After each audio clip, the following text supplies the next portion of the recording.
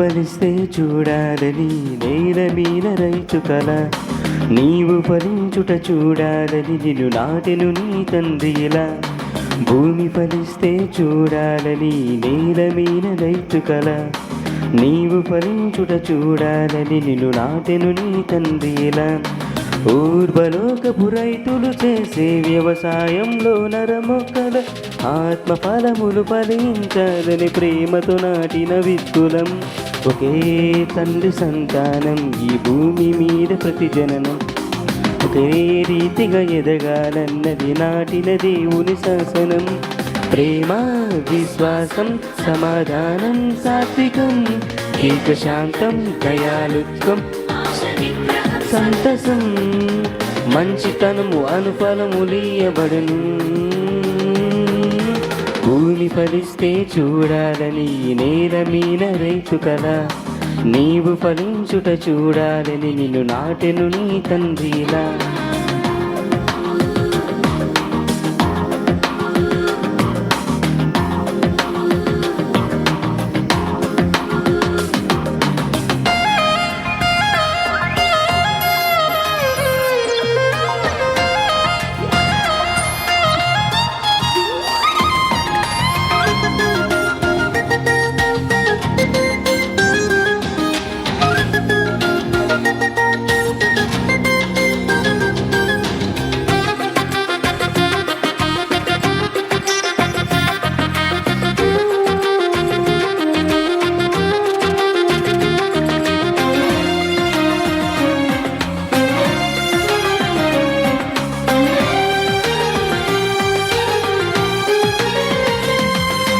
పంట ఎండిపోతుంటే కడుపు మండిపోతుందా అన్నట్టుగా రోధించువాడు నేల మీద ఈ రైతు. నువ్వు ఎండిపోతుంటే హృదయ పరితాపముంది, నీకోసమే చింతించువాడు నిన్ను కన్నా రైతు. పంట ఎండిపోతుంటే అన్నట్టుగా రోధించువాడు నేల మీద ఈ రైతు. నువ్వు ఎండిపోతుంటే హృదయ పరితాపముంది, నీకోసమే చింతించువాడు నిన్ను కన్నా రైతు. ద్రాక్ష తోట విషయంలో న్యాయం తీర్చమని అడుగుతున్నాడు, మేలులు మరిచిన కృతజ్ఞులను తానే ప్రశ్నించుచున్నాడు. ద్వేషం కలహం మత్సరం మత్తత అసూయ క్రోధం హిమతలు కక్షలు అనుకాయలు కాయకూడదని. భూమి ఫలిస్తే చూడాలని నేల మీద రైతు కల, నీవు ఫలించుట చూడాలని నిన్ను నాటెను నీ తండ్రి ఇలా.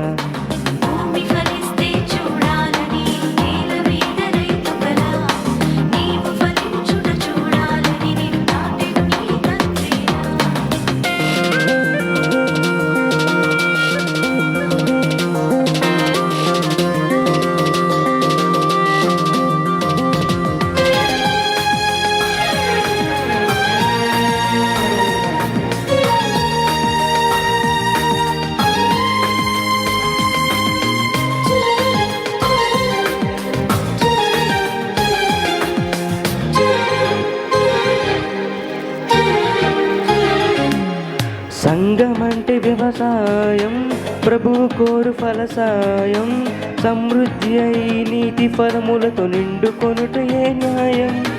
కోతకాలనే కాయం సమసిపోవు అన్యాయం, గోధుమ పుట్లకు గురుగురు అగ్నికి చేర్చబడే ఆ సమయం. సంఘమంటే వ్యవసాయం, ప్రభు కోరు ఫలసాయం, సమృద్ధి అయి నీతి ఫలములతో నిండుకొనుటయే న్యాయం. కోతకాలమే కాయం సమసిపోవు అన్యాయం, గోధుమ కుట్లకు గురుగులు అగ్నికి చేర్చబడే ఆ సమయం. ఆయన యందు నిలబడుటే ఫలభరితమైన జీవితం, విస్తారముగా ఫలించి మహిమపడు. జ్ఞానం సహనం సత్యము సద్గుణం, భయము భక్తి దయ ఉన్న జీవనం, నిత్య జీవమును స్వతంత్రించుకొనుము. భూమి ఫలిస్తే చూడాలని నేల మీన రైతు కల నీవు ఫలించుట చూడాలని నిన్ను నాటెను నీ తండ్రిలా భూమి ఫలిస్తే చూడాలని నేల మీన రైతు కల ఫలించుట చూడాలని నిన్ను నాటెను నీ తండ్రిలా ఊర్వలోకపు రైతులు చేసే వ్యవసాయంలో నరమొక్కల ఆత్మ ఫలములు ఫలించాలని ప్రేమతో నాటిన విత్తులం ఒకే తండ్రి సంతానం ఈ భూమి మీద ప్రతి జననం ఒకే రీతిగా ఎదగాలన్నది నాటిన దేవుని శాసనం ప్రేమ విశ్వాసం సమాధానం సాత్వికం దీర్ఘశాంతం దయాళుత్వం ఆశ నిగ్రహం సంతసం మంచితనము అనుపనము నీయబడును భూమి ఫలిస్తే చూడాలని నేల మీద రైతు కల నీవు ఫలించుట చూడాలని నిన్ను నాటెను నీ తండ్రిలా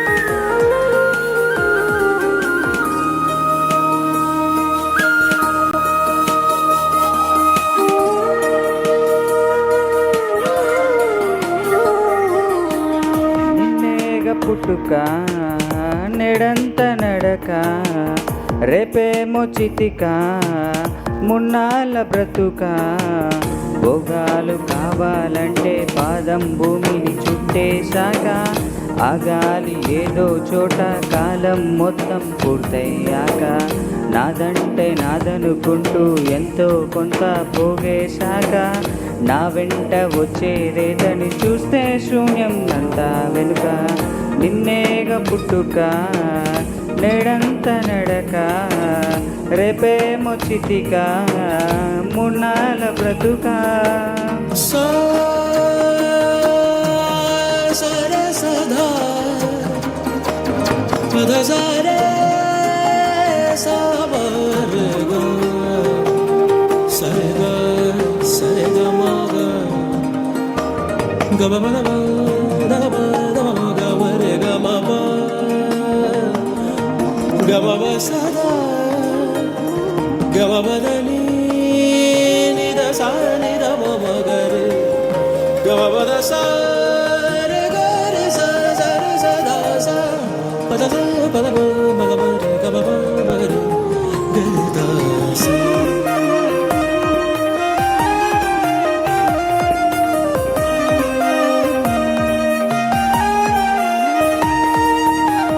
మంచుకు విరిసేటి పువ్వులు మాదిరి కాదా ఎండకు వాడాలని అవి సూచించుటలేదా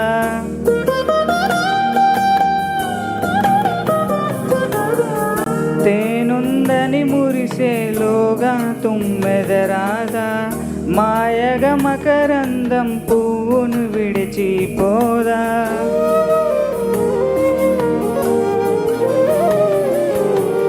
మంచుకు విరిసేటి పువ్వులు మాదిరి కాదా ఎండకు వాడాలని అవి సూచించుటలేదా తేనుందని మురిసేలోగా తుమ్మెదరాదా మాయగా మకరందం పువ్వును విడిచిపోదా బంధం అనుబంధం లోకంతో సంబంధం గాలికి రాలేటి పూలదాయి చందం మాయగా మనిషి నేరరాలి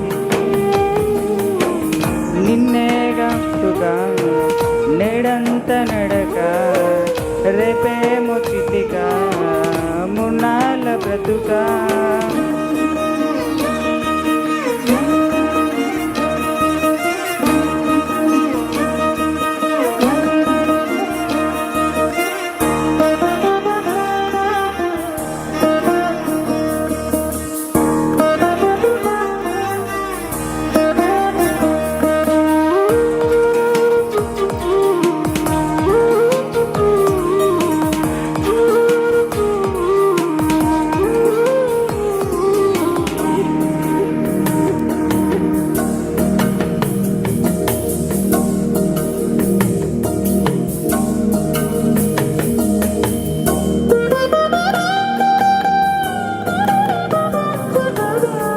పరిమళ వాసనగా క్రీస్తు బలి కాలేదా.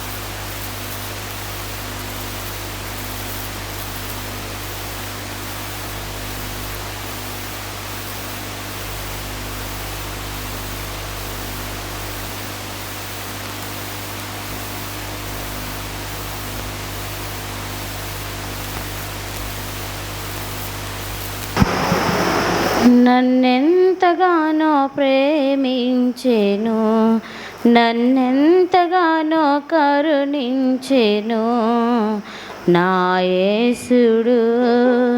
నా పాపము నా శాపము తొలగించెను, నన్ను కరుణించెను, తొలగించెను, నన్ను కరుణించెను. నన్నెంతగానో ప్రేమించెను, నన్నెంతగానో కరుణించెను. సత్యంబు జీవంబును ఈ బ్రతుకు స్వాఫల్యము. సత్యంబు జీవంబును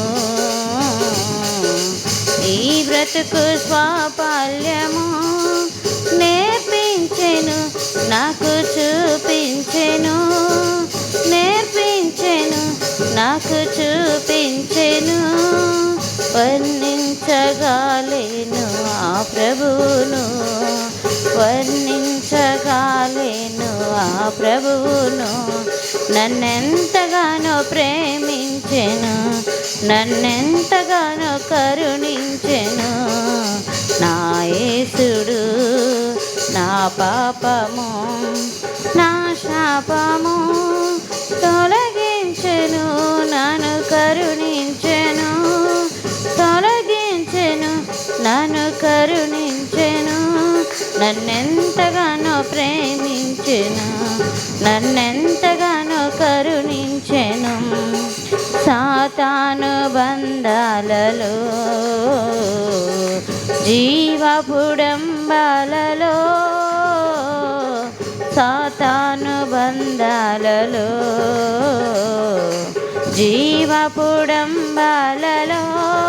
పడనీయక దరి చరణీయక, పడనీయక దరి చరణీయక. తన కృపలో నిరతంబు నన్ను నిలిపెను, తన కృపలో నిరతంబు నన్ను నిలిపెను. నన్నెంతగానో ప్రేమించెను, నన్నెంతగానో కరుణించెను. కల్వారి గిరిపైనను ఆ శిలువ మరణమును, కల్వారి గిరిపైనను ఆ శిలువ మరణంబును. నా కోసమే యేసు శ్రమ పొందెను, నా కోసమే యేసు శ్రమ పొందెను. నా పాపమంతటిని క్షమించెను, నా పాపమంతటిని క్షమించెను, నన్నెంతగానో ప్రేమించెను, నన్నెంతగానో కరుణించెను. నా యేసుడు నా పాపము నా శాపము తొలగించెను, నన్ను కరుణించెను, తొలగించెను, నన్ను కరుణించెను. నన్నెంతగానో ప్రేమించెను, నన్నెంతగానో కరుణించెను. ఘనమైన ప్రేమకు వెలలేని త్యాగంబుకు, ఘనమైన ప్రేమకు వెలలేని త్యాగంబుకు ఏమిత్తును నేనేమిత్తును, ఏమిత్తును నేనేమిత్తును. నన్ను నేను ఆ ప్రభుకు సమర్పింతును, నన్ను నేను ఆ ప్రభుకు సమర్పింతును. నన్నెంతగానో ప్రేమించెను, నన్నెంతగానో కరుణించెను. నా యేసుడు నా పాపము నా శాపము తొలగించెను, యేసు కరుణించెను, తొలగించెను, నన్ను కరుణించెను.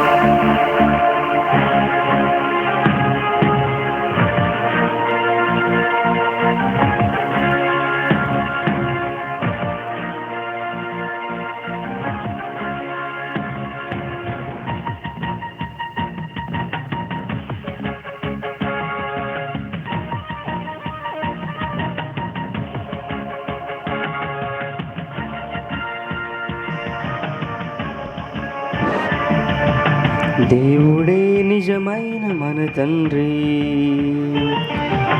దేవుడే నిజమైన మన తండ్రి. పరలోకమే నా దేశం, పరలోకమే నా దేశం. మన పౌరస్థితి పరలోకమందే ఉన్నది, నాకెప్పుడు జ్ఞాపకంలో ఉన్నది, నాకెప్పుడు జ్ఞాపకంలో ఉన్నది. మాకందరికి తెలుసు, మీకందరికి తెలుసా? మాకందరికి తెలుసు, మీకందరికి తెలుసా? ఒక్కడే అతనొక్కడే, దైవాన్ని తెలిపిన ఒక్కడే, ఒక్కడే అతనొక్కడే, కాలానికి శక పురుషుడే. దేవుడే నిజమైన మన తండ్రి, దేవుడే నిజమైన మన తండ్రి.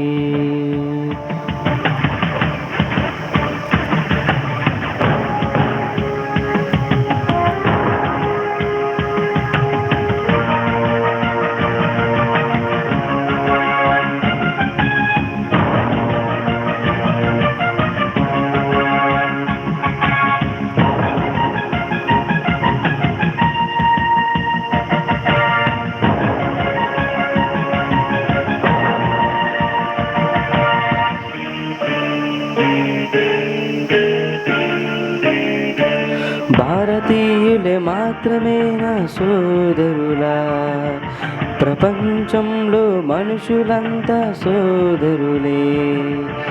భారతీయులే మాత్రమే నా సోదరులా, ప్రపంచంలో మనుషులంతా సోదరులే. అందరూ మన అన్నలే, అందరూ మన తమ్ములే, అందరూ మన అక్కలే, అందరూ మన చెల్లిలే.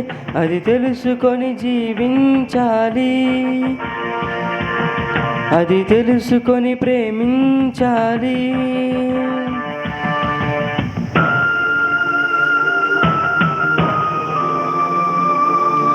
నిన్ను వదిలి పొరుగు వారిని ప్రేమించాలి,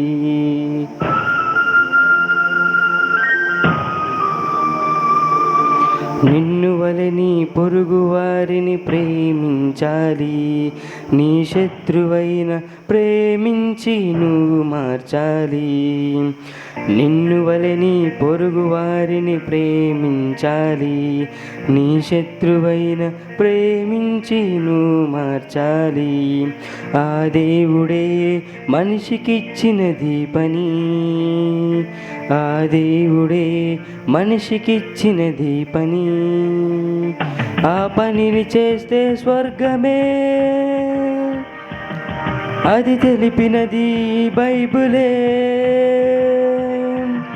ఆ పనిని చేస్తే స్వర్గమే, అది తెలిపినది బైబిలే. అది తెలుసుకొని జీవించాలి, అది తెలుసుకొని ప్రేమించాలి. మనుషులందరికీ తండ్రి ఒక్కడే, ఈ మనుషులందరికీ తండ్రి దేవుడే. ఒక్కడే అతనొక్కడే, ఒక్కడే అతనొక్కడే, ఒక్కడే అతనొక్కడే, దైవాన్ని తెలిపినదొక్కడే. ఒక్కడే అతనొక్కడే, కాలానికి శక పురుషుడే. దేవుడే నిజమైన మన తండ్రి, దేవుడే నిజమైన మన తండ్రి.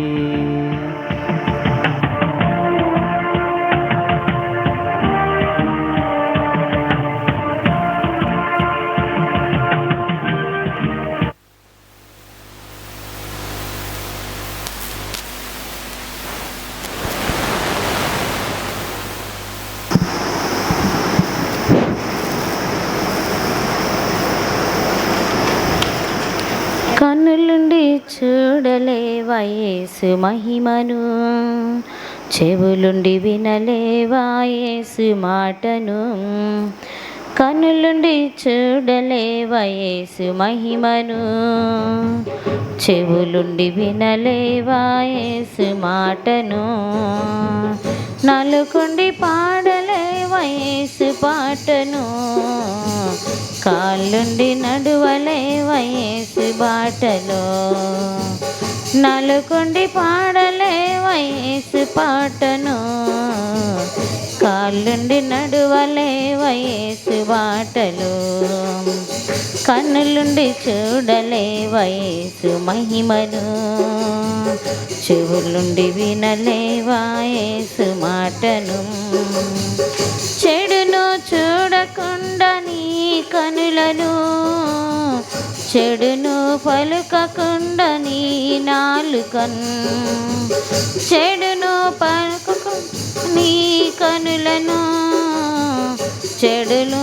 పలకకుండా నీ నాలుకను, చెడును వినకుండా నీ చెవులను, చెడులో నడువకుండా నీ కాళ్ళను, చెడును నడవకుండా నీ కాళ్ళను, చెడును వినకుండా నీ చెవులను, దూరముగా నుంచు సోదరి, దూరముగా నుంచు సోదరా, దూరముగా ఉంచు సోదరా, దూరముగా ఉంచు సోదరి, చెనులుండి చూడలేవా యేసు మహిమను, చెవులుండి వినలేవా యేసు మాటను, దుష్టుల ఆలోచన చొప్పున, దుష్టుల ఆలోచన చొప్పున నడువక సాగుమా నీ యాత్రలో, పాపుల మార్గమందు నీవు నిలువక, అపహాసకులు కూర్చుండు చోటున, పాపుల మార్గమందు నీవు నిలువక, అపహాసకులు కూర్చుండు చోటున, కూర్చుండకుమా ఓ సోదరా, కూర్చుండకుమా ఓ సోదరి, కూర్చుండకుమా ఓ సోదరా, కూర్చుండకుమా ఓ సోదరి, కన్నులుండి చూడలేవా యేసు మహిమను, చెవులుండి వినలేవా యేసు మాటను, యెహోవా మీకు దొరుకు కాలమందున ఆయనను మీరు వేడుకొనండి, యెహోవా మీకు దొరుకు కాలమందున ఆయనను మీరు వేడుకొనండి, ఆయన మీ సమీపమందు ఉండగా ఆయనను మీరు వేడుకొనండి, ఆయన మీ సమీపమందు ఉండగా ఆయనను మీరు వేడుకొనండి, ఆయన తట్టు తిరుగు సోదరా, ఆయన తట్టు తిరుగు సోదరి, ఆయన తట్టు తిరుగు సోదరా, ఆయన తట్టు తిరుగు సోదరి, కన్నులుండి చూడలేవా యేసు మహిమను, చెవులుండి వినలేవా యేసు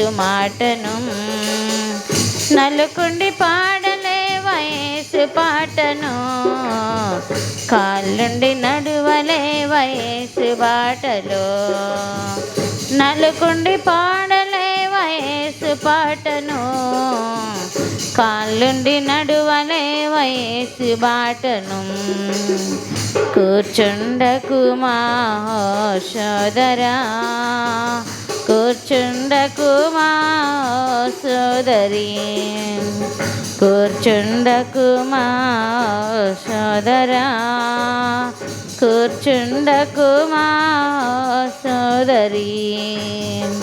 హల్లెలూయా.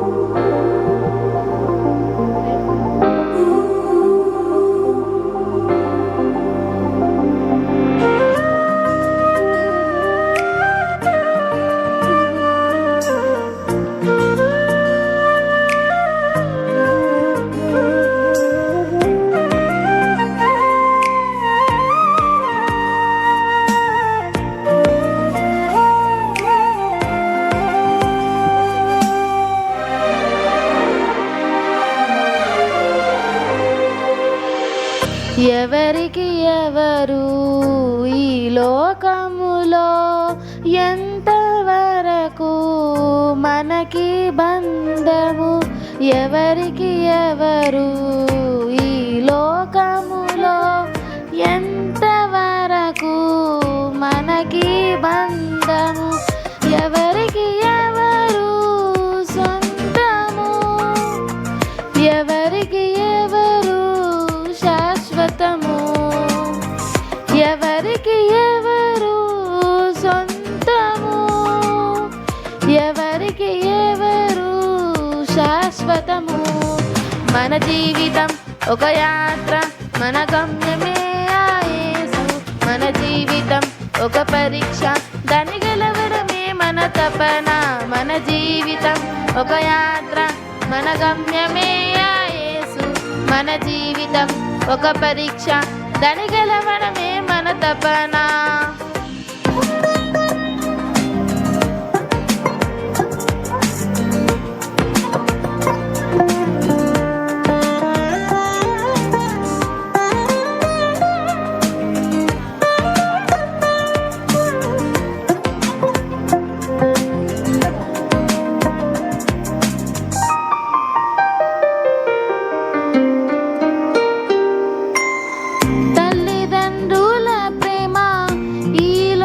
ఉన్నంత వరకే అన్నదమ్ముల ప్రేమ, అనురాగమున్నంత వరకే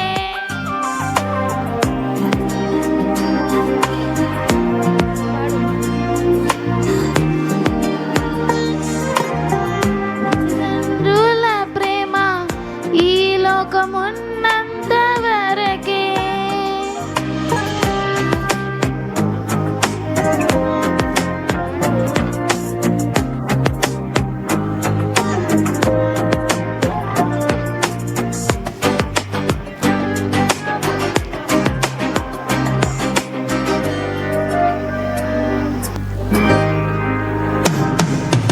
మన జీవితం ఒక యాత్ర, మన గమ్యమే ఆ యేసు.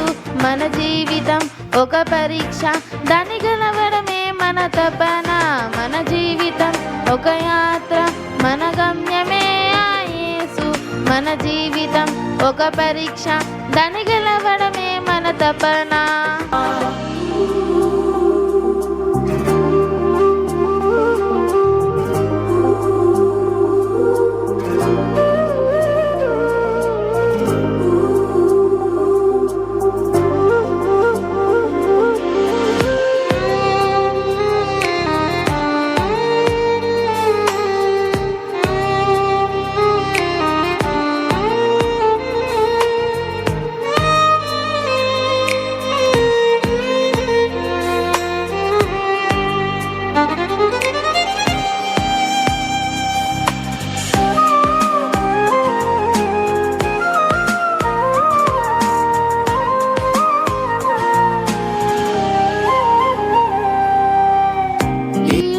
శ్రమలు ఈ దేహమున్నంత వరకే,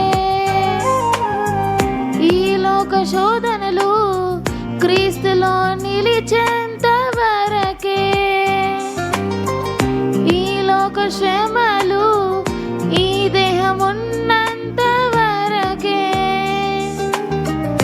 ఈ లోక శోధనలు క్రీస్తులో నిలిచేంత వరకే. యేసులో విశ్వాసం, యేసుకై నిరీక్షణ, యేసులో విశ్వాసం, యేసుకై నిరీక్షణ కాదన్నడు నీకు వ్యర్థం, కాదన్నడు నీకు వ్యర్థం. మన జీవితం ఒక యాత్ర, మన గమ్యమే ఆ యేసు. మన జీవితం ఒక పరీక్ష, దాని గెలవడమే మన తపన. మన జీవితం ఒక యాత్ర, మన గమ్యమే ఆ యేసు. మన జీవితం ఒక పరీక్ష, దాని గెలవడమే మన తపన. ఎవరికి ఎవరు ఈ లోకములో ఎంతవరకు మనకి బంధము, ఎవరికి ఎవరు సొంతము, ఎవరికి ఎవరు శాశ్వతము, ఎవరికి ఎవరు సొంతము, ఎవరికి ఎవరు శాశ్వతము. మన జీవితం ఒక యాత్ర, మన గమ్యమే ఆ యేసు. మన జీవితం ఒక పరీక్ష, దాని గెలవడమే మన తపన. మన జీవితం ఒక యాత్ర, మన గమ్యమే ఆ యేసు. మన జీవితం ఒక పరీక్ష, దాని గెలవడమే మన తపన.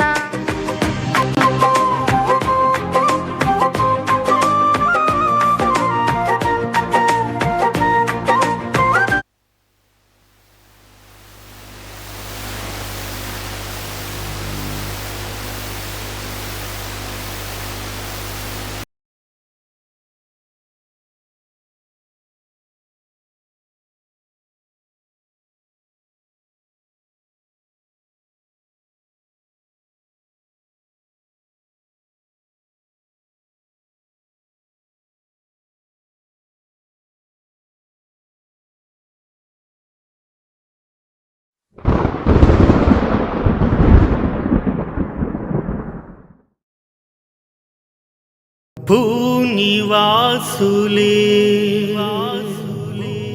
దేవునిని మరువగా,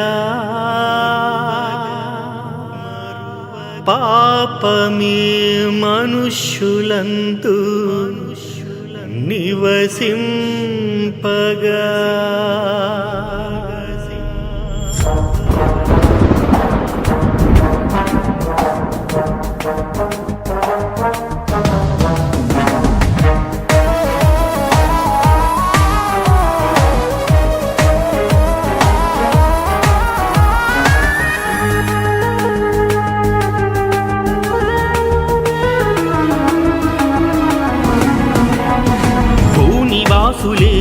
దేవునిని మరువగా, పాపమే మనుషులందు నివసింపగా.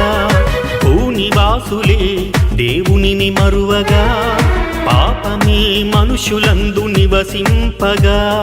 పాపపు సంకెళ్ళు విప్పి స్వతంత్రులను చేసేటి సువార్తని చేతపట్టి సర్వలోకమందు సంచరించి, పాపపు సంకెళ్ళు విప్పి సువార్తనే చేతపట్టి సర్వలోకమందు సంచరించి క్రీస్తు మాటలనే ప్రకటిస్తుంది ఈ దైవాజ్ఞ. క్రీస్తు మాటలనే ప్రకటిస్తుంది ఈ దైవాజ్ఞ.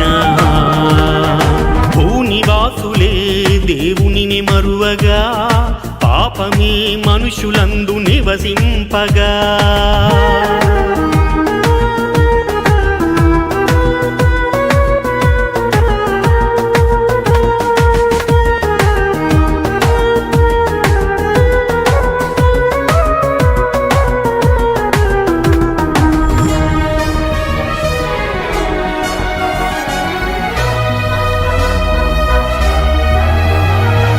ఆజ్ఞాతిక్రమమే పాపము, మనిషికి మరణము, మరణాన్ని తప్పించే మహామహుని మాటలే మనిషికి జీవము. ఆజ్ఞాతిక్రమమే పాపము, పాపము వలన మనిషికి మరణము, మరణాన్ని తప్పించే మహామహుని మాటలే మనిషికి జీవము. ఆ జీవపు మాటలనే ప్రకటిస్తుంది ఈ దైవాజ్ఞ. ఆ జీవపు మాటలనే ప్రకటిస్తుంది ఈ దైవాజ్ఞ.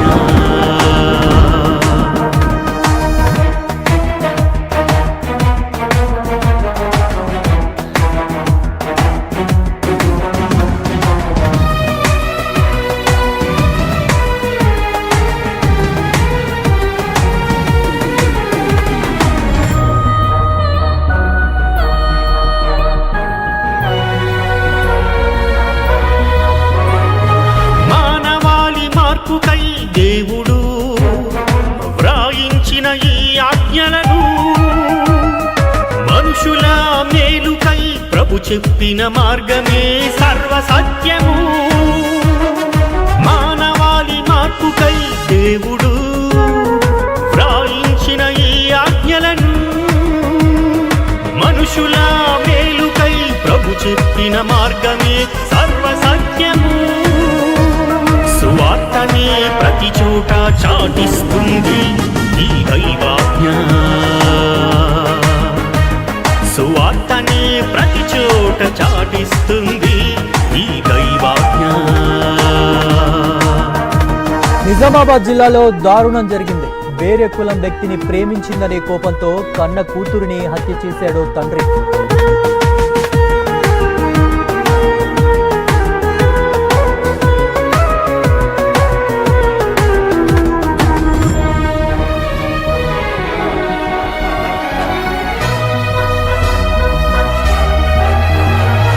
మనుషులంతా ఒకటేనని, కులమత భేదం మనిషికి లేదని, నిన్ను వలె నీ పొరుగు వారిని ప్రేమించాలని. మనుషులంతా ఒకటేనని, కులమత భేదం మనిషికి లేదని, నిన్ను వలె నీ పొరుగు వారిని ప్రేమించాలని. క్రీస్తు ప్రేమని పాటిస్తూ ప్రకటిస్తుంది ఈ దైవాజ్ఞ. క్రీస్తు ప్రేమని పాటిస్తూ ప్రకటిస్తుంది ఈ దైవాజ్ఞ. వచ్చినట్టయితే ప్రార్థన చేసుకొని వాక్య భాగంలోనికి వెళ్దాం. మమ్మల్ని మిక్కిలిగా ప్రేమించిన మా కన్న తండ్రి, నీ ఘనమైన శ్రేష్టమైన పరిశుద్ధ నామానికి కృతజ్ఞతలు చెల్లిస్తున్నాం. దేవా, ఈ దినముననైనా నీ సన్నిధిలోనికి మమ్మల్ని నడిపించి నీ మాటలనైనా వినుటకు, వాటి ప్రకారం ప్రవర్తించుటకు మీరు మాకిచ్చినటువంటి ఈ నూతనమైనటువంటి దినాన్ని బట్టి మీకు కృతజ్ఞతలు చెల్లిస్తాం. దేవా, మీరు మాతోనైనా ఈ దినమున ఏం మాట్లాడబోతున్నారో ఆ మాటల యందు భయభక్తులు కలిగి ముందుకు సాగే భాగ్యాన్ని చేరివచ్చిన మందరికీ ప్రసాదించమని క్రీస్తు నామములో ప్రార్థించి వేడుకొనుచున్నాము తండ్రి, ఆమేన్. క్రీస్తునందు ప్రియమైనటువంటి దేవుని వారలారా, ఈ దినాన మనము దేవుని యొక్క మాటల్లో చాలా జాగ్రత్తగా వినటానికి మనమందరం కూడా సిద్ధపడాలి. ఎందుకంటే గద్దింపుకు లోబడుచున్నామా? గద్దింపు అనేది మన జీవితంలో మనం ఎప్పుడైతే సరైనటువంటి మార్గంలో లేనప్పుడు మనల్ని మందలించటం, హెచ్చరించటం, ఒక మాటలో చెప్పాలంటే గద్దింపు. ఎందుకంటే దారి తప్పిపోతున్నటువంటి, త్రోవ తప్పిపోతున్నటువంటి వారిని, భక్తి మార్గంలో లేకుండా బలహీనపడుతున్న వారిని హెచ్చరికతో కూడినటువంటిదే గద్దింపు. ఆ గద్దింపుకు ఎంతమంది లోబడుతున్నారు? ఎందరూ దేవుని గద్దింపుకు లోబడుతున్నారంటే, దేవుడు గద్దించినప్పుడు, సేవకుడు వాక్యం ద్వారా గద్దించినప్పుడు చాలామంది బాధపడుతూ ఉంటారు, వేదన చెందుతూ ఉంటారు. మరి మందలించటం అనేది దేవుడు చాటుకు తీసుకెళ్ళి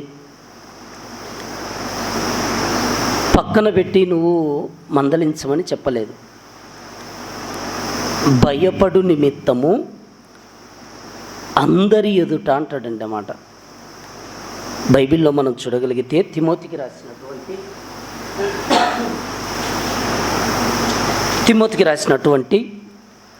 మొదటి పత్రిక, తిమోతికి రాసినటువంటి మొదటి పత్రిక 5వ అధ్యాయం 20వ వచనాన్ని ఒకసారి చూడండి. తిమోతికి రాసినటువంటి మొదటి పత్రిక 5వ అధ్యాయం 20వ వచనం చదవండి ఎవరైనా. ఇతరులు భయపడు నిమిత్తము పాపము చేయు వారిని అందరి ఎదుట గద్దించుము అంటుంటండి. దేవుడు పౌలు గారి ద్వారా తన సేవకుడైనటువంటి తిమోతికి పత్రిక రాస్తున్నాడు. ఈ పత్రికలో ఈ మాట మనకు కనబడుతుంది. ఇతరులు భయపడు నిమిత్తము పాపము చేయు వారిని అన్నాడు. చూడండి, ఎవరిని గద్దించాలంటండి?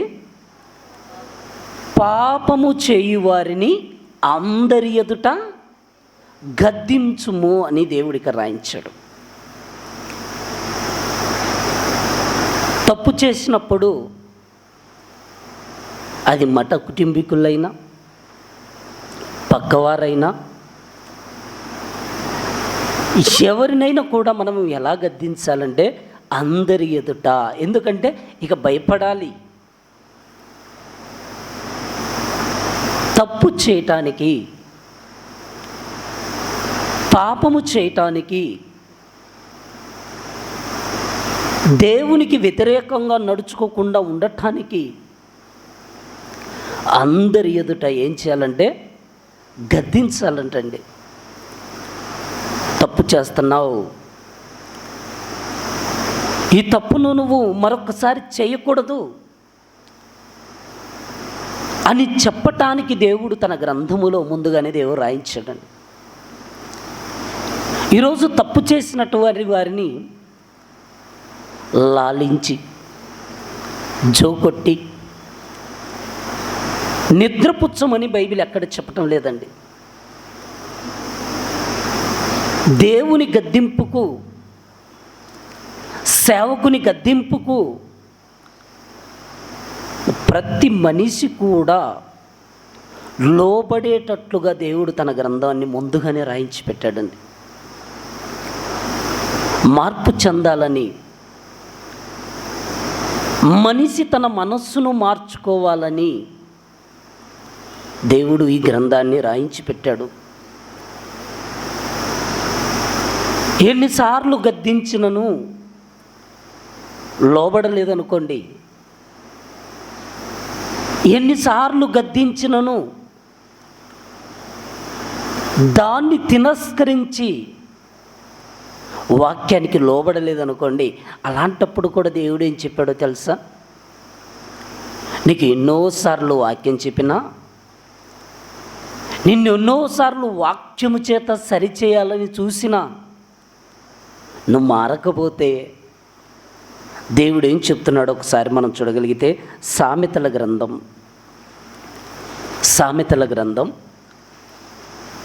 29వ అధ్యాయం మొదటి వచనాన్ని ఒకసారి చూడండి. సామెతల గ్రంథం 29వ అధ్యాయం మొదటి వచనం.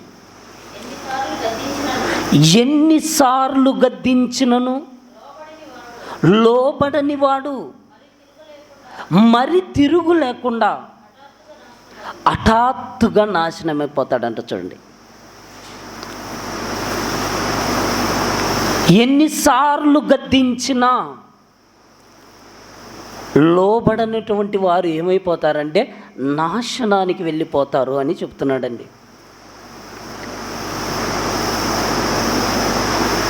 దేవుడు తన సేవకుడి ద్వారా, దేవుడు తన వాక్యము ద్వారా మనతో మాట్లాడుతున్నాడని మనకు అర్థమవుతే మనం ఏం చేయాలంటే, దేవుడు ఈ దినాన నాతో ఎందుకు మాట్లాడుతున్నాడు అంటే, నా నడవడిక సరిగా లేదా, నేను దేవునిలో నా ప్రవర్తన బాగలేదా, దేవునిలో నేను చక్కగా లేనని మనమే ఒకసారి పరీక్షించుకోవాలండి. మనం ఏం చేయాలంటే, వాక్యము మనతో మాట్లాడుతున్నప్పుడు మనల్ని మనమే పరీక్షించుకోవాలి. వాక్యము ద్వారా ఎప్పుడైతే మనల్ని మనమే పరీక్షించుకుంటామో అప్పుడు మనము వినబడినటువంటి వాక్యానికి సారంగా జీవించటానికి ఇష్టపడతాం, జీవించటానికి ప్రయాసపడతాం. ఒక మాటలో చెప్పాలంటే, ఆ మాటలు నాకు కాదులే, ఆ మాటలు నాకు కాదులే అనేటువంటి విధానంలో మనం ఎప్పుడైతే ఉంటామో అప్పుడే మనం ఏమైపోతామంటే నాశనం అంటున్నాడు. చూడండి,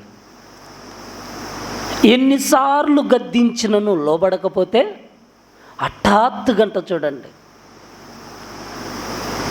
దేవుడు మనల్ని గద్దిస్తున్నాడు. మనం చక్కటి మార్గంలో ఈరోజు ఉండటానికి దేవుడు మనతో మాట్లాడుతున్నాడంటే మనం ఎంతో జాగ్రత్త పడాలండి. ఈరోజు ప్రయాణాలు చూడండి, ఎన్నో యాక్సిడెంట్లు, ఎన్నో ప్రమాదాలు, ఎందరో మరణాలు. ఈరోజు భూమి మీద జరుగుతున్నటువంటి అగాత్యాలు, నేరాలు, ఘోరాలు, వీటన్నిటిని చూస్తున్నప్పుడు దేవుడు నా పిల్లలు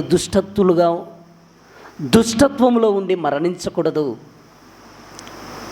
దుష్టులుగా ఉండి చనిపోకూడదు, నా పిల్లల్ని మార్చాలి, నా పిల్లలు మారాలి, నా పిల్లలు ఈ మార్గంలో వెళ్ళకూడదని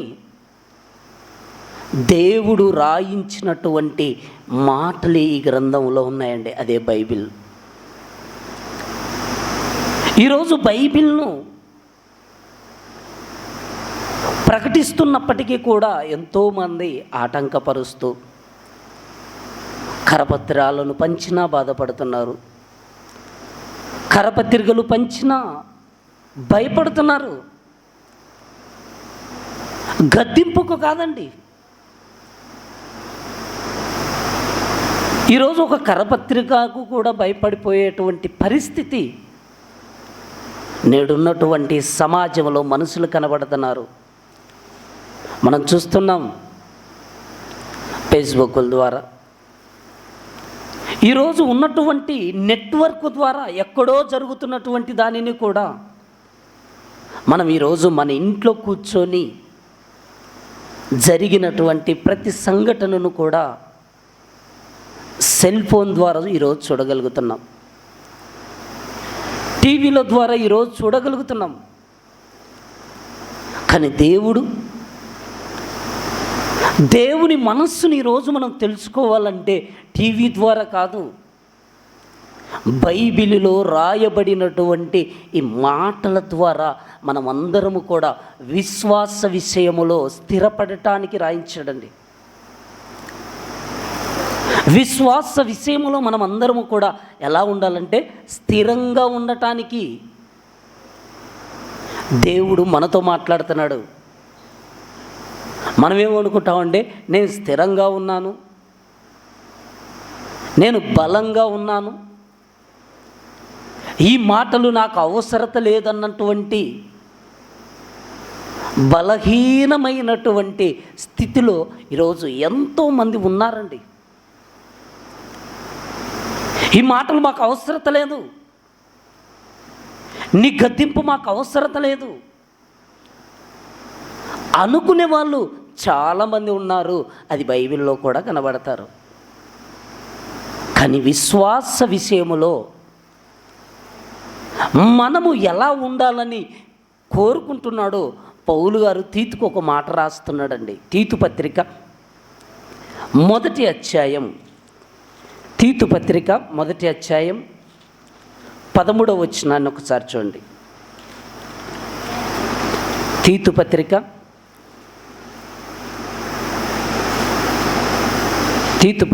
1వ అధ్యాయం 13వ వచనం. ఈ సాక్ష్యము నిజమే, ఈ హేతువు చేత వారు యూదుల కల్పనా కథలను సత్యము నుండి తొలగిపోవునట్టి మనుషుల కట్టడలను లక్ష్య పెట్టక విశ్వాస విషయమున స్వస్థులకు నిమిత్తము వారిని కఠినముగా గద్దింపుమంటుండీ. దేని విషయం అంటే విశ్వాస విషయమున అంటుండీ. విశ్వాస విషయమున భ్రష్టులు కాకుండా, భక్తిహీనులు కాకుండా వారిని ఏం చేయాలంటే కఠినముగా గద్దింపుమన్నాడు. చూడండి, ఎందుకంటే విశ్వాస విషయములో ఈరోజు మనం ఎలా ఉన్నాం? స్థిరంగా ఉన్నామా? బలంగా ఉన్నామా? బలహీనంగా ఉన్నామంటే ప్రతి ఒక్కరు చెప్పుకుంటాం, మన అందరము నేను బలంగా ఉన్నాను అంటామండి. మనం విశ్వాస విషయంలో మనం ఎలా ఉన్నామంటే ప్రతి ఒక్కరు ఎవరికి వారు చెప్పుకునేటువంటిది ఏంటంటే నేను బలంగా ఉన్నాను అంటామండి. పౌలు గారు ఒక మాట అంటారు, ఏమంటారంటే మీరు ఎలా ఉన్నారో మిమ్మును గురించి మీరే ఒకసారి ఆలోచించుకోండి అంటాడు. చూడండి, కొరింథీయులకు రాసిన 2వ పత్రిక,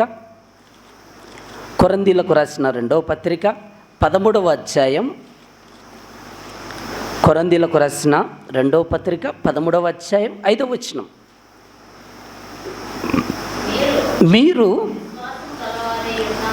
మీరు విశ్వాసము గలవారై ఉన్నారో లేదో మిమ్మును మీరే శోధించుకొని చూచుకొనుడి, మిమ్మును మీరే పరీక్షించుకొనుడి. మీరు భ్రష్టులు కాని ఎడల యేసుక్రీస్తు మీలో ఉన్నాడు అంటుండీ. మీరు విశ్వాసము గలవారై ఉన్నారో లేదో మిమ్మును మీరే చూసుకోండి అంటున్నాడు. చూడండి,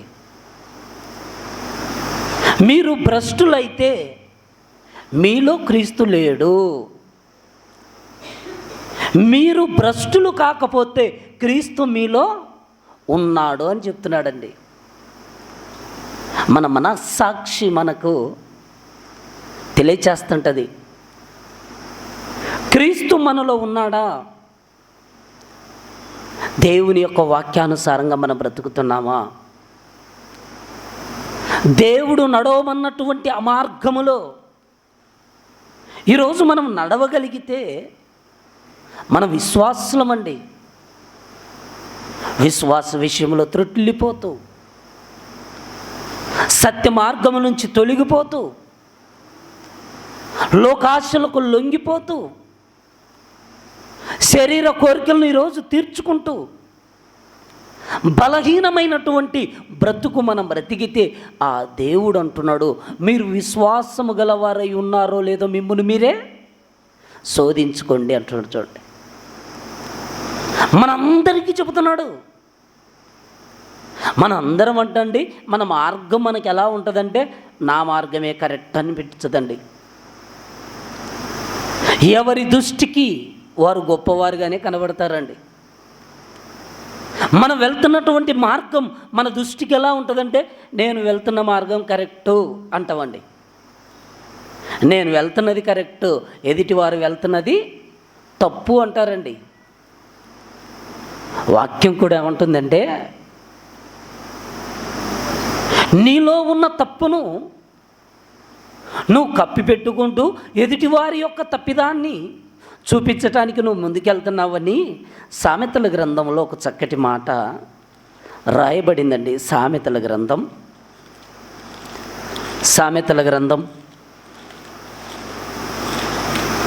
19వ అధ్యాయం. సామెతల గ్రంథం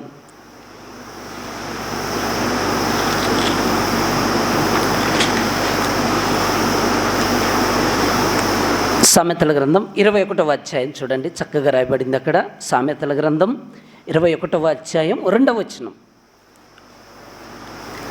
సామెతల గ్రంథం 21వ అధ్యాయం 2వ వచనం. ఒకడు తనకేర్పరచుకునిన మార్గము ఎట్టిదైనను తన దృష్టికది న్యాయముగానే అగపడును, యెహోవాయే హృదయములను పరిశీలించువాడు దేవుడు అంట. చూడండి, ఒక మనిషి తనకేర్పరచుకున్నటువంటి మార్గం ఎట్టిదైనను తన దృష్టికి అది ఎలా ఉంటుందంట? న్యాయంగా ఉంటుందంటండి. తప్పు చేస్తున్నటువంటి మనిషికైనా తన మార్గం ఎలా ఉంటుందంటండి? తన దృష్టికి న్యాయంగా కనబడుతుంది. కనబడుతున్నటువంటి ఆ మార్గములో ఈరోజు ఎందరో వెళ్ళిపోతున్నారు. కానీ దేవుడు మాత్రం ఇదిగో మీరు ఇలా మంటి మార్గంలో వెళ్ళకూడదు, మిమ్మల్ని లోకములో నుండి వేరుపరిచాను, చీకటిలో నుండి ఆశ్చర్యకరమైనటువంటి తన వెలుగులోనికి మిమ్మల్ని అందరినీ పిలిచాను. మీరు తన దేవుని యొక్క గుణాతిశయములను ప్రచురించటానికి,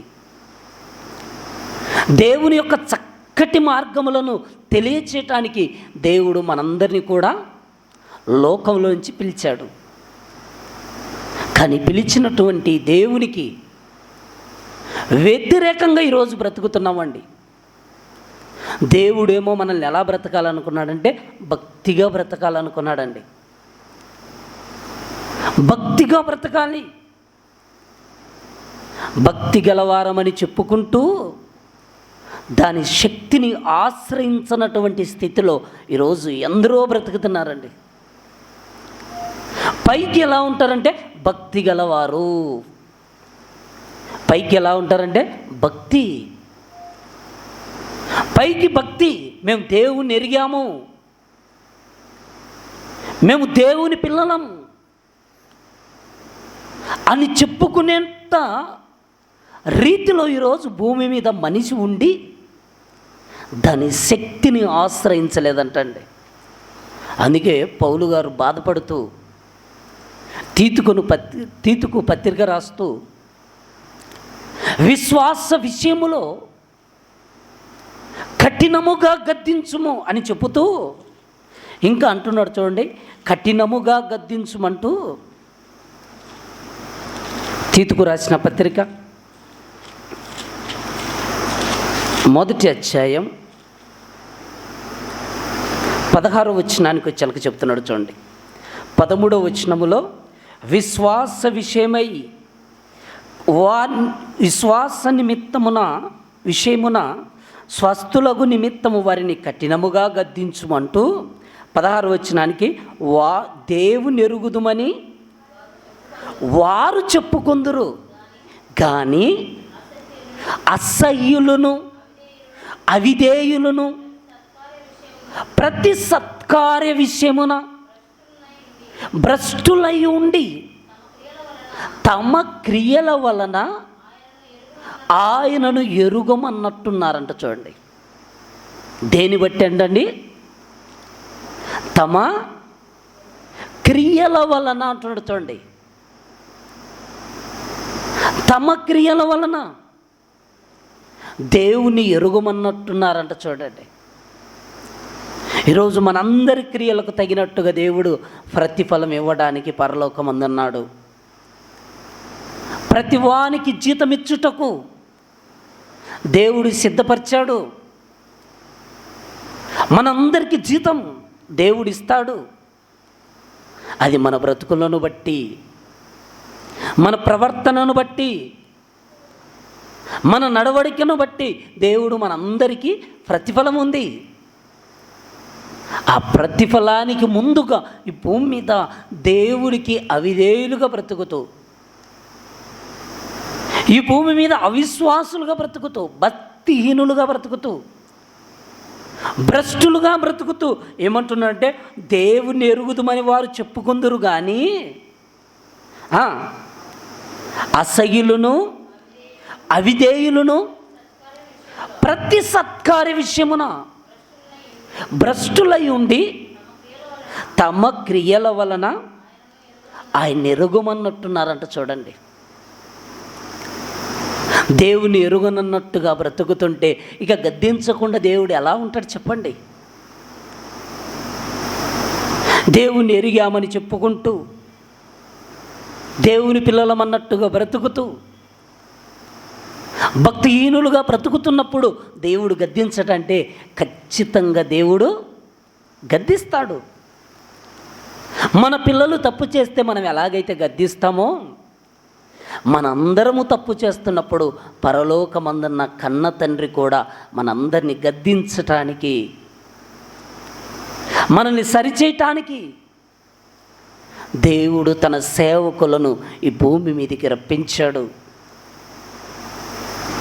తన పిల్లలను సరిచేయటానికి ఇశ్రాయేలు ప్రజలకు దేవుడు ధర్మశాస్త్రమును 10 ఆజ్ఞలను వారి మధ్యలోనికి పంపించాడు.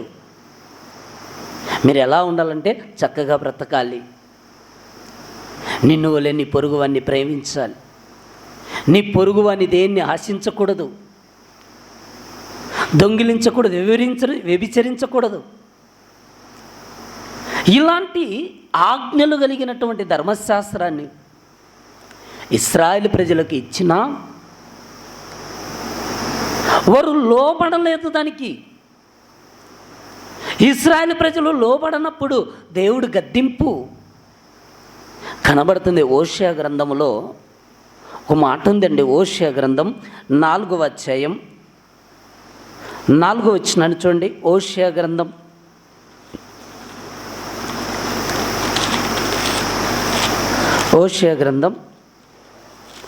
4వ అధ్యాయం 4వ వచనం.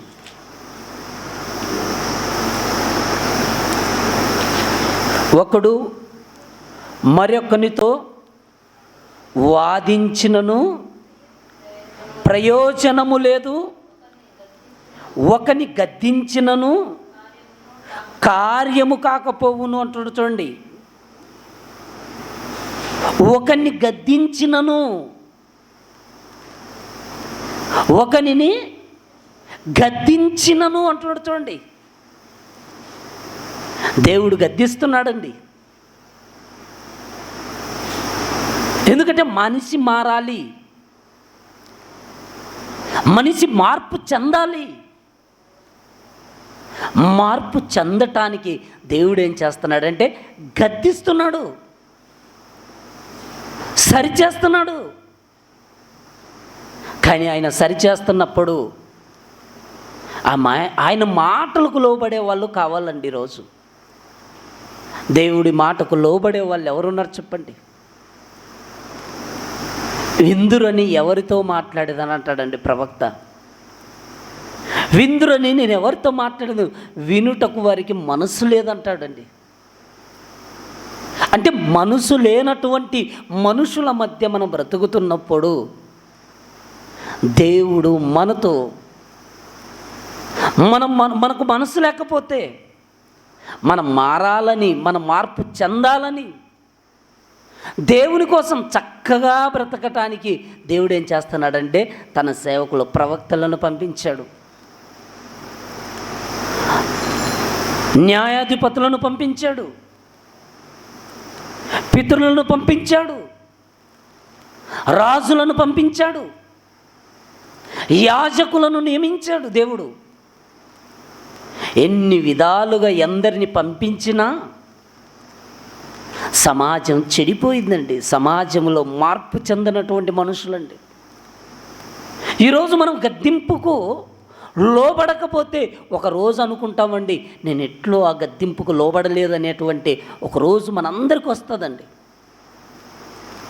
మనం ఈరోజు ఆ గద్దింపుకు లోబడితే, ఆ గద్దింపుకు లోబడి మనం మార్పు చెందితే మనం ఒకరోజు దేవుడితో ఉండేటువంటి ఆ గొప్ప భాగ్యం అనేది మనకు దక్కుతుంది. అలా కాకపోతే మనం అందరం ఏడ్చేటువంటి ఒక రోజు ఉంది. ఆ రోజు అనుకుంటామంట, నా సేవకుడి గద్దింపు నేను ఎట్లు తునీకరించాను అనుకునేటువంటి ఒక రోజు రాబోతుందండి. ఆ రోజు మా సేవకుడు చెప్పినప్పుడు, ఆ రోజు సేవకుడు గద్దించినప్పుడు నేను లోబడింటే నాకు ఈ గతి వచ్చేది కాదని మనకు అనిపిస్తుందంట. చూడండి, సామెతల గ్రంథం 5వ అధ్యాయం, సామెతల గ్రంథం 5వ అధ్యాయం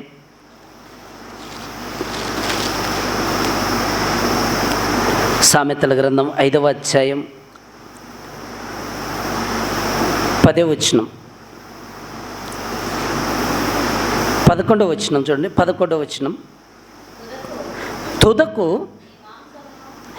తుదకు నీ మాంసమును నీ శరీరమును క్షీణించినప్పుడు అయ్యో ఉపదేశము నేనెట్లు త్రోసివేసి తిని, నా హృదయపు గద్దింపు నేనెట్లు తునీకరించెదను, నా బోధకుల మాట నేను వినకపోతిని, నా ఉపదేశకులకు నేను చెవి యొగ్గలేదు, నేను సమాజ సంఘముల మధ్య ఉండినను ప్రతి విధమైన దౌష్ట్యమునకు లోబడుటకు కొంచెమే ఎడమాయనని నీవు చెప్పుకొనుచు మూలుగుచుందువంట. చూడండి, ఒకరోజు వస్తుందంటండి. ఆ రోజు ప్రతి ఒక్కరు అనుకుంటారంటండి, ఇదిగో నేను బోధకుల మధ్య ఉన్నాను, సంఘం మధ్య ఉన్నాను, దేవుని పిల్లల మధ్య ఉన్నాను, కానీ దేవుడికి యొక్క సేవకుల మాట నేను వినలేదని గుర్తు చేసుకునేటువంటి ఒక రోజు రాబోతుందంట. చూడండి, ఒక రోజు రాబోతుంది. ఈరోజు చాలామంది బాధపడిపోతుంటారు, కుంగిపోతుంటారు, కానీ బ్రతుకులు మాత్రం సరిచేసుకోరండి.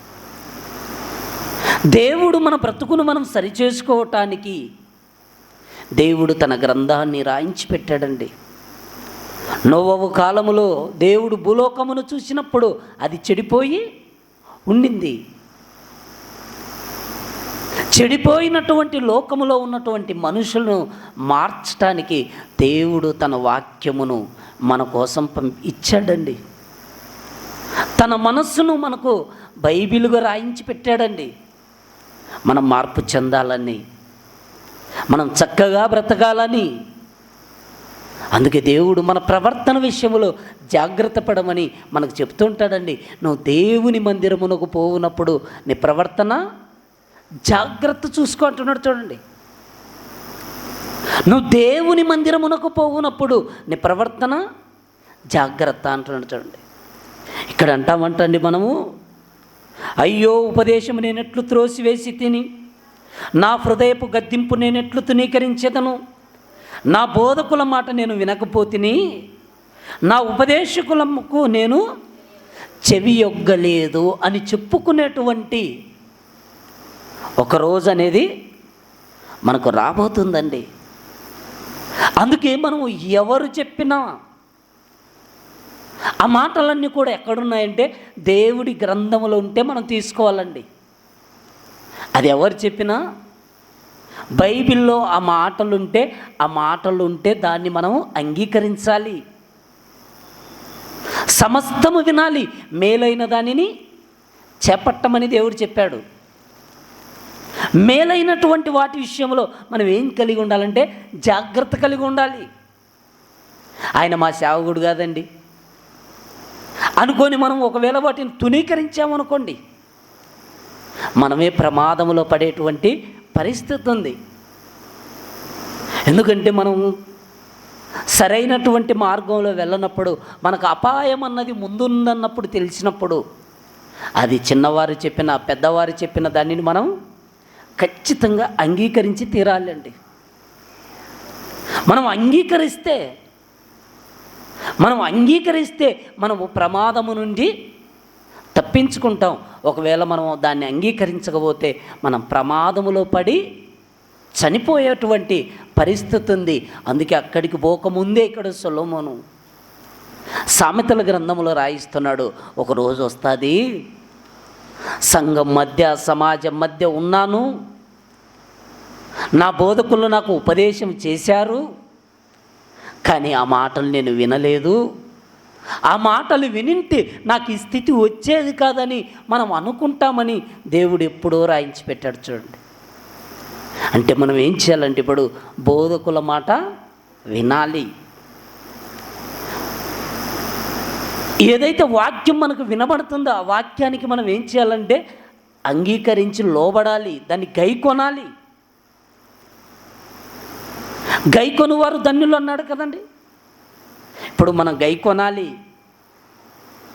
ఆ రీతిలో మనం నడుచుకోవాలి. అలా నడుచుకునేటువంటి స్థితి మనకు ఉందనుకోండి, మనకు గద్దించితే లోబడేటువంటి స్థితి ఉందా, మనం కూడా గర్జించేటువంటి స్థితి ఉంటుందంటే మనం ఏం చేస్తామంటే మనల్ని గద్దిస్తే మనము ఓర్చుకోమండి.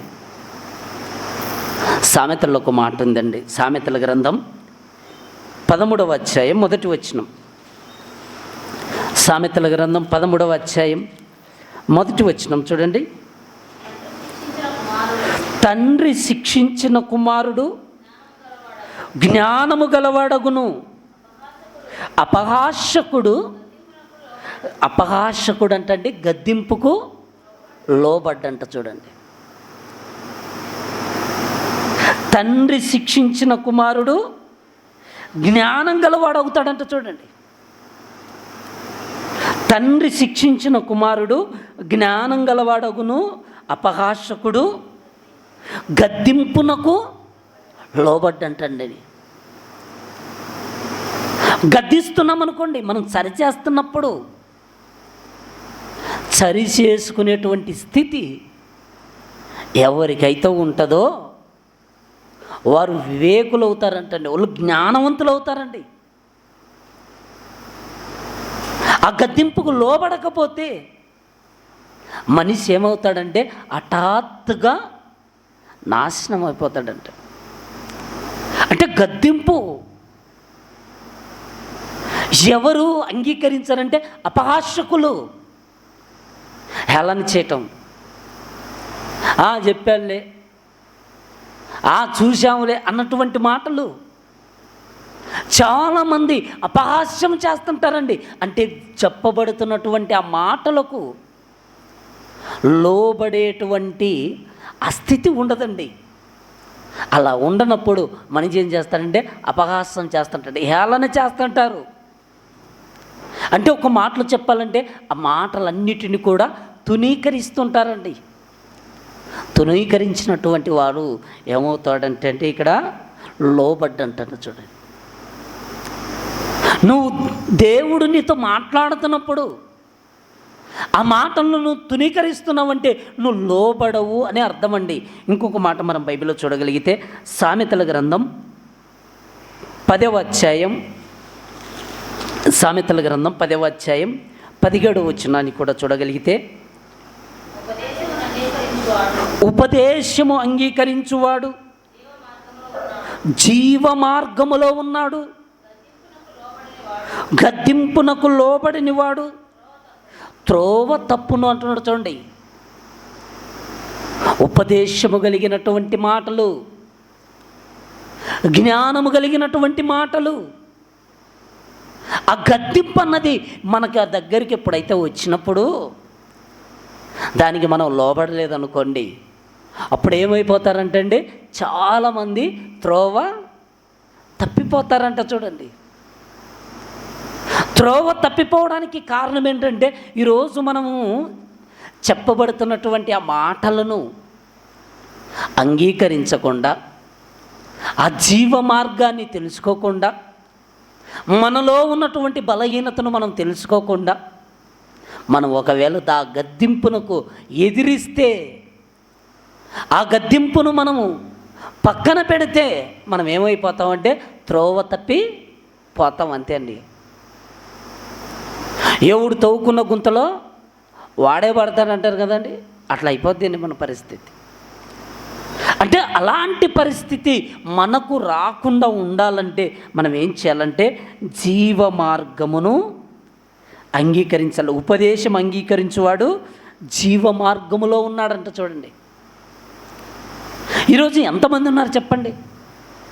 ఉపదేశాన్ని అంగీకరించే వాళ్ళు ఉన్నారా? ఉపదేశాన్ని అంగీకరించకుండా దాన్ని త్రోసివేసే వాళ్ళే ఎక్కువ మంది ఉన్నారండి.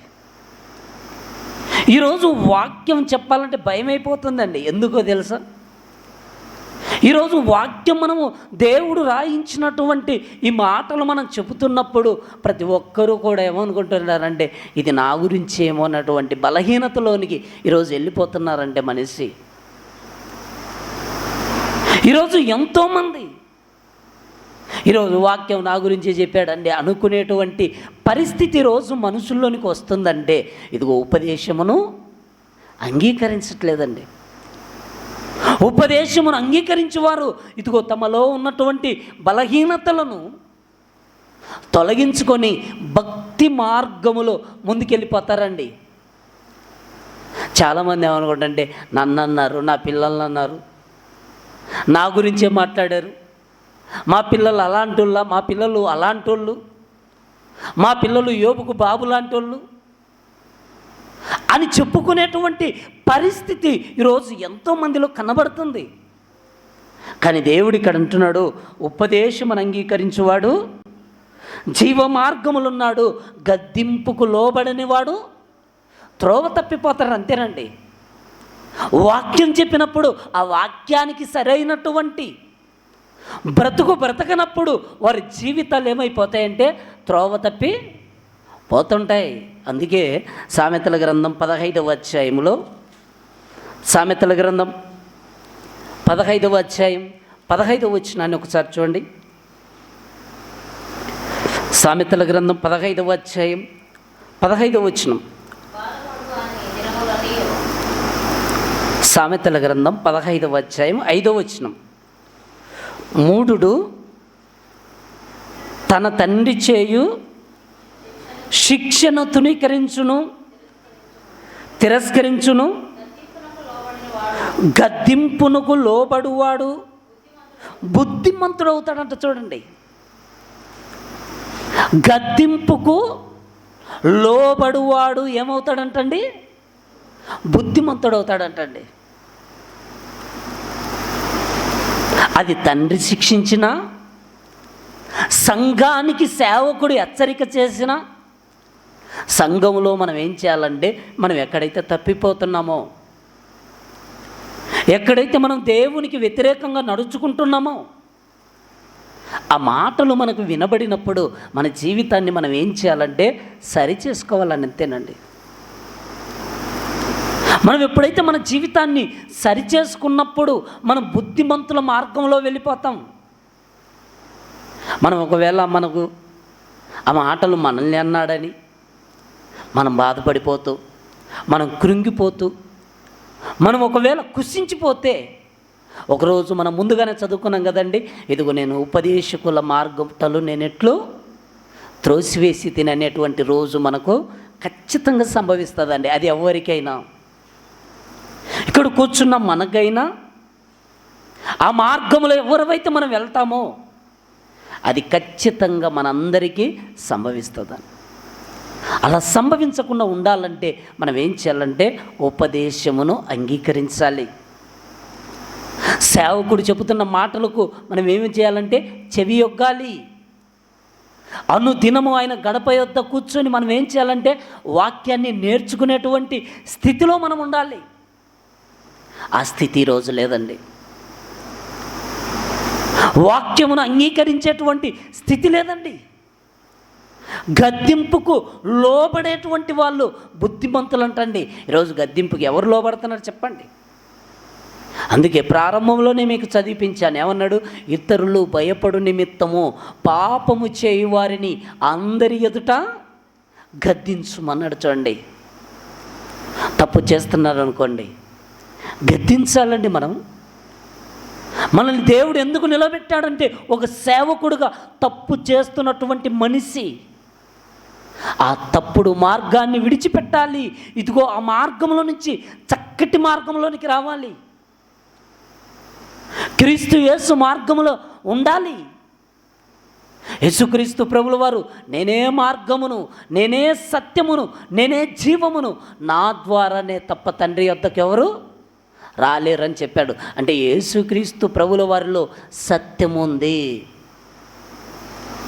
అలాంటి సత్ప్రవర్తన కలిగి మనం జీవించటానికి దేవుడు మనల్ని కోరుకున్నాడు. ఇది అలాంటప్పుడు మనం ఒకవేళ తప్పు చేస్తే, మనం పాపం చేస్తే, గద్దింపు అన్నది మన దగ్గరికి వచ్చినప్పుడు మనం ఏం చేయాలంటే దానికి లోబడాలని వాక్యం చెబుతుంది. గద్దింపుకు లోబడువాడు బుద్ధిమంతుడు, గద్దింపుకు లోబడనివాడు బుద్ధిహీనుడు. అంతేనా కదా? మనం గద్దింపు మన దగ్గరికి వచ్చింది అనుకోండి, మనకు ఏదైనా ఒక మాట చెప్పారనుకోండి, మనం బాధపడిపోతుంటామండి. మనం లోబడేటువంటి తత్వం ఏంటంటే ఇదిగో దేవుడికి సమయాన్ని మనం కేటాయించటమే మనం లోబడ్డామండి. మనం ఒకవేళ 10 గంటలకు మందిరానికి అనుకున్నాం అనుకోండి, 10 గంటలకల్లా మనం మందిరంలో ఉన్నామనుకోండి, అప్పుడు మనం దేవుడికి లోబడినట్టండి.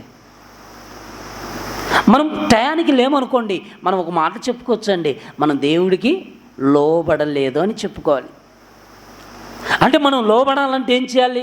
ఇదిగో నేను కూడా 10 గంటలకల్లా పెందల కాడ లేవాలి, స్నానం చేసుకోవాలి, దేవుని సన్నిధికి నేను సిద్ధపడాలి, నేను వెళ్ళాలి అని ముందుగా మనం ఎవరైతే వస్తామో అప్పుడు మనము లోబడినట్టు. అంటే మనం లోబడేటటువంటి విధానం ఇక్కడ మనకు చెప్తున్నాడు. బుద్ధిమంతుడు ఎవరు? బుద్ధిమంతుడు అంటే గద్దింపుకు లోబడువాడు అంటాడు. చూడండి, ఈరోజు గద్దింపుకు లోబడే వాళ్ళు చాలామంది తక్కువ అండి. మనం గద్దించామనుకోండి, మనం ఉన్నట్టు చెప్పామనుకోండి, చాలామంది గాయపడుతుంటారు, బాధపడతారండి. బాధపడినా పర్వాలేదండి, వారికి ఏం కడాలంటే బోధ కలగాలి అండి. ఏదో మనము వాళ్ళు బాధపడతారనేది ఉన్నట్టు మనం చెప్పకపోతే దేవుడు మనల్ని కూడా పక్కన పెట్టేటువంటి పరిస్థితి వస్తుంది. అందుకే సామెతల గ్రంథంలో ఒక మాట ఉంది చూడండి. సామెతల గ్రంథం 1వ అధ్యాయం, సామెతల గ్రంథం 1వ అధ్యాయం, సామెతల గ్రంథం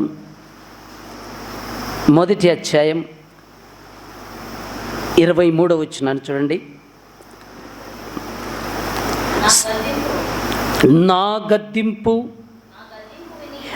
గద్దింపు విని తిరుగుడి, ఆలకించుడి, నా ఆత్మను మీ మీద కుమ్మరించుదును, నా ఉపదేశమును మీకు తెలిపేదన్నట్టు చూడండి. నా గద్దింపు విని తిరుగుడి అంటున్నాడు చూడండి. చాలామందిని మనం చూస్తుంటామండి, పొలాలలో గేదెలను మేపుకుంటూ, గొర్రెలను మేపుకుంటూ, మేకలను మేపుకుంటే వాళ్ళు ఉంటారండి. వారు మనం చూస్తుంటే ఒక మనిషిని మందలించినట్టు ఆ గేదెలను, ఈ మధ్యకాలంలో కుక్కలను పెంచుకునేవాళ్ళు, పిల్లులను పెంచుకునేవాళ్ళు.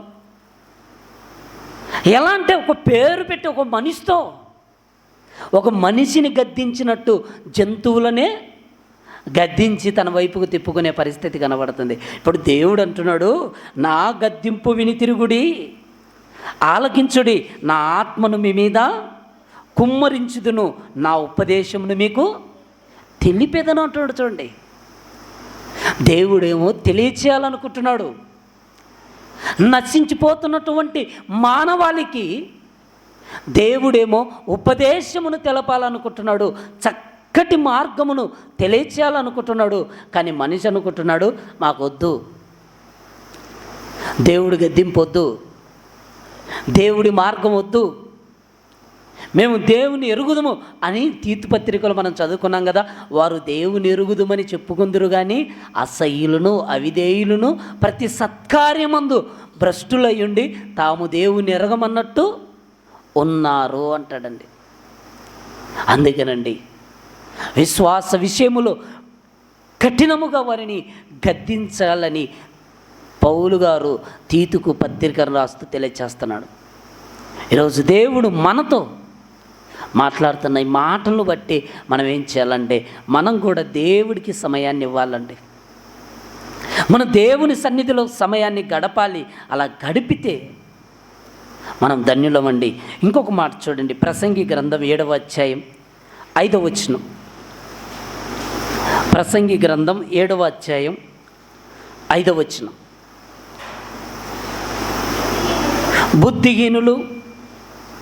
బుద్ధిహీనుల పాటలు వినుట కంటే జ్ఞానుల గద్దింపు వినుట మేలు అంటున్నాడు. చూడండి, జ్ఞానుల గద్దింపు వినుట మేలు అంటున్నాడు. చూడండి, బుద్ధిహీనుల పాటలు వినుట కంటే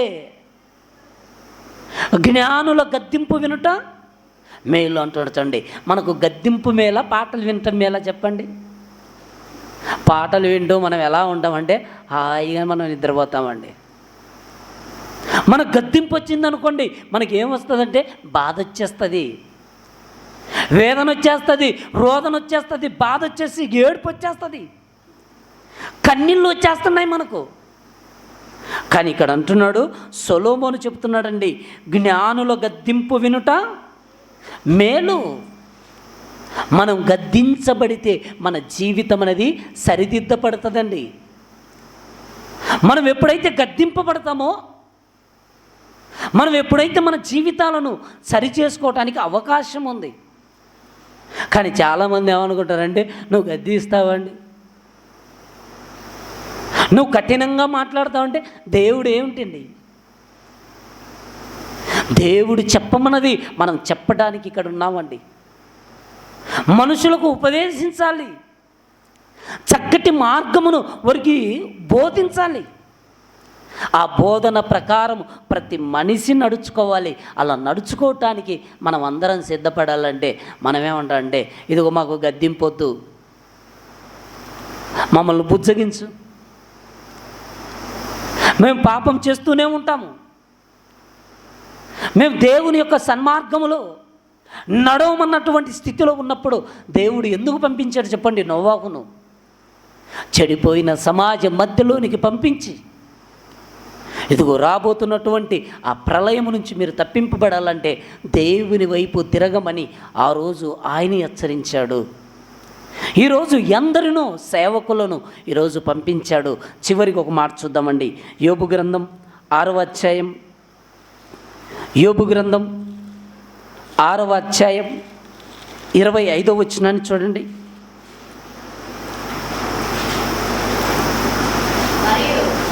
యోబు గ్రంథం 6వ అధ్యాయం 25వ వచనం. యథార్థమైన మాటలు ఎంతో బలమైనవి అయినను మీ గద్దింపు దేనికి ప్రయోజనము అంటున్నాడు. చూడండి, యథార్థమైన మాటలు ఎంతో బలమైనవి, అయినను మీ గద్దింపు దేనికి ప్రయోజనం అంటే ఈరోజు మన గద్దింపు, ఈరోజు దేవుని యొక్క ఉపదేశం మనం పాపమును విడిచిపెట్టి పవిత్రంగా జీవించటానికి అనుకూలమైనదండి. మనం పరలోక రాజ్యాన్ని చేరటానికి అది మనకు ప్రయోజనం అండి. ఈరోజు భూమి మీద మనం గద్దింపబడితే, మనం సరిచేసుకుంటే మనం ఎక్కడికి వెళ్తామంటే చనిపోయిన తర్వాత దేవుని రాజ్యానికి వెళ్ళటానికి అవకాశం. 26వ వచనంలో కూడా మాటలను గద్దించుదమని మీరు అనుకొందురా, నిరాశ గల వాని మాటలు గాలి వంటివే కదా. మీరు తండ్రి లేని వారిని కొట్టుటకై చిట్లు వేయుదురు, మీ స్నేహితుల మీద బేరవ సాగింతురు అంటున్నాడు. చూడండి, దయచేసి నా వైపు చూడుడి, దయచేసి నా వైపు చూడుడి, మీ ముఖము ఎదుట నేను అబద్ధమాడుదునా? అన్యాయము లేకుండా నా సంగతి మరలా విచారించుడి, నేను నిర్దోషినిగా కనబడుదును, నా నోట అన్యాయం ఉండు నా అంటున్నాడు. చూడండి, అంటే గద్దింపు ప్రయోజనమైనది. ఈరోజు సేవకుడి యొక్క గద్దింపు మన ఆత్మీయ జీవితానికి ప్రయోజనమైనది, మనల్ని పరలోక రాజ్యానికి తీసుకెళ్ళటానికి అవసరమైన గద్దింపు దేవుని యొక్క సేవకుడి గద్దింపు. దేవుడు కూడా మనల్ని గద్దిస్తున్నాడంటే, నాయన ఈ లోకములో నువ్వు వేరుగా జీవించాలి. లోకములో ఉన్నదంతా కూడా శరీరాశ, నేత్రాశ, జీవపడంబం. దానిలో ఈ లోకములో కలిసిపోతూ భక్తిహీనులుగా బ్రతుకుతున్నారు. ఇదిగో వారి మధ్య నువ్వు భక్తిగా బ్రతకాలి, వారి మధ్య నువ్వు యథార్థంగా ఉండాలి, వారి మధ్య నువ్వు నీతిగా బ్రతకాలి. నువ్వు పాపానికి ఎక్కడో కూడా రాజీ పడకుండా బ్రతకాలని దేవుడు మనల్ని ఈ లోకంలోనికి పంపించాడండి. ఈ లోకంలోనికి వచ్చినటువంటి మనం దేవుని గద్దింపుకు, దేవుని మాట గద్దింపుకు మనం భయపడి పాపము చేయకుండా యథార్థంగా మనం జీవిస్తే అప్పుడే మనకు పరలోకంలో స్థానం ఉంటుంది, అప్పుడు పరలోకంలో మనకు ప్రతిఫలం ఉంటుంది. అలా కాకుండా నా ఇష్టం, నాకు నచ్చినట్టు నేను జీవిస్తాను, సేవకుడు కాదా, దేవుడు కాదు కదా, ఎవరు గద్దించినా నాకు అనవసరం అని మనం అనుకుంటే మనం ప్రతిఫలం పొందడానికి మనం సిద్ధంగా ఉండాలి. అప్పుడు అంటాడు కదా, నేనెట్లు సేవకుడి మాట వినకపోతేనే నా గద్దింపు నేనెట్లు తృణీకరించేదను అనేటువంటి ఒక దినం మనకు రాబోతుంది. కనుక ఈరోజు మనం గద్దింపుకు లోబడుచున్నావా? ఈరోజు విన్నటువంటి ఈ మాటలన్నీ కూడా మీరు జ్ఞాపకంలో పెట్టుకొని రాసుకోండి. గద్దింపుకు మనం లోబడాలి. ఎవరైనా పెద్దలు మనల్ని గద్దించినా లోబడాలి. సరైనటువంటి మాటలు మనకు చెప్పినప్పుడు మనం ఏం చేయాలంటే వాటిని ఆలకించాలి. నాకెందుకు ఈ మాటలు చెప్తున్నాడా, నా ప్రవర్తన ఎలా ఉంది అని మనల్ని మనమే పరీక్షించుకుంటూ, ఒకవేళ దేవుడికి వ్యతిరేకంగా మన జీవితం ఉంటే, మన బ్రతుకుంటే మనం సరిచేసుకుంటూ ముందుకు వెళ్ళాలి. అలా ముందుకు వెళ్ళటానికి దేవుడు ఒక గొప్ప మార్గమును, ప్రభు బలను మనకిచ్చాడు గనక ప్రకటన గ్రంథం 1వ అధ్యాయం 6వ వచనాన్ని ఒకసారి చూద్దామండి. ప్రకటన గ్రంథం 1వ అధ్యాయం 6వ వచనం. ప్రకటన గ్రంథం 1వ అధ్యాయం 6వ వచనం. మనలను ప్రేమించుచు తన రక్తము వలన మన పాపముల నుండి మనలను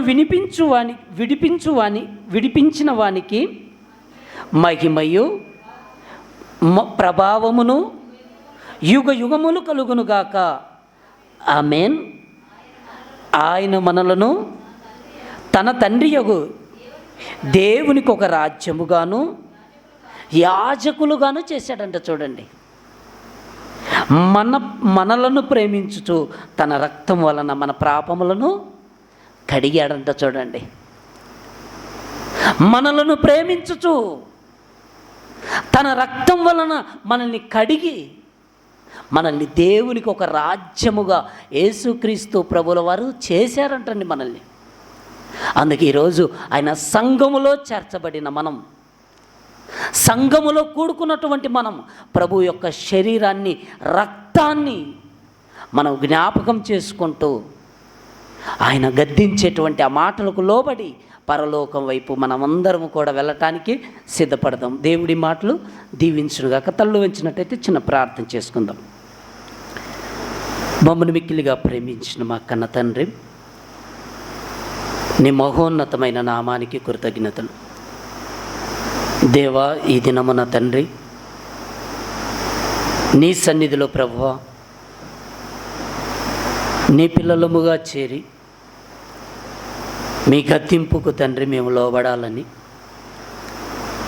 గద్దింపుకు లోబడువాడు నాయన బుద్ధిమంతుడని, గద్దింపుకు లోబడకపోతేనైనా మాకు శిక్ష ఉందని మీ లేఖనాలు తండ్రి ఎన్నో రాయించి మా కోసం పెట్టారు. వాటిని తండ్రి ఈ దినాన నీ సన్నిధిలో ప్రభువా మేము జ్ఞాపకం చేసుకున్నాం. దేవా, ఏ విషయంలో అయితే తండ్రి మేము త్రుటిల్లిపోయామో, ఏ విషయంలో తండ్రి మేము బలహీనులుగా ఉన్నామో నాయన, మీరు విశ్వాసం గలవారై ఉన్నారో లేదో మిమ్మల్ని మీరు పరీక్షించుకొని శోధించుకోండి అని మీరు సెలవిచ్చారు. దేవా, మా విశ్వాస జీవితములో తండ్రి మేము ఎక్కడ భ్రష్టులుగా బ్రతుకుతున్నాము, ఎక్కడ భక్తిహీనులుగా బ్రతుకుతున్నాము, ఎక్కడనైనా మాకు మేముగానే తండ్రి మేము ఏర్పరచుకున్నటువంటి మార్గం సరైనది అనుకుంటూ నీకు దూరం అయిపోతున్నామో తండ్రి, ఆ విషయాలన్నీ కూడా ప్రభువా మేము జ్ఞాపకం చేసుకుంటూ మమ్మల్ని మేము నాయన పరీక్షించుకుంటూ సరైనటువంటి మార్గంలో జీవార్థమైనటువంటి ఉపదేశమును అంగీకరించి చక్కటి మార్గములు వెళ్ళే భాగ్యాన్ని కుడి వచ్చినటువంటి మా అందరికీ ప్రసాదించమని క్రీస్తు నామములో ప్రార్థించేటువంటి కొనుచున్నాము తండ్రి. ఆమేన్.